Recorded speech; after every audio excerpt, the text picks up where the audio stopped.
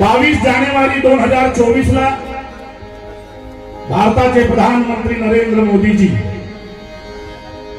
यांनी राम मंदिराचं उद्घाटन केलं होतं। राम मंदिराचं उद्घाटन प्रधानमंत्र्यांनी केलं हे इतिहासात पहिली घटना आहे।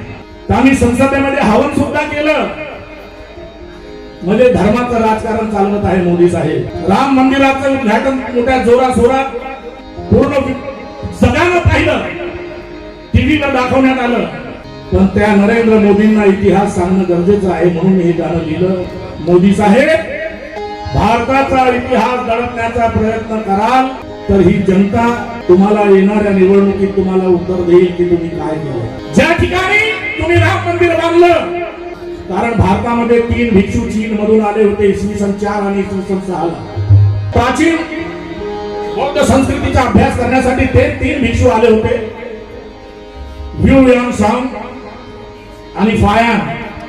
जे जे त्यांनी पाहिलं, डोळ्यांनी जे जे त्यांना दिसलं ते पुस्तकात नमूद केलं, आणि त्या पुस्तकाच्या आधारावर ब्रिटिशांनी, त्या काळी ब्रिटिशाचं राज्य होतं,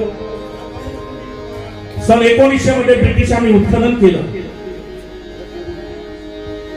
ज्याला हे मथुरा म्हणतात, ते मठोरा आहे। मठोरा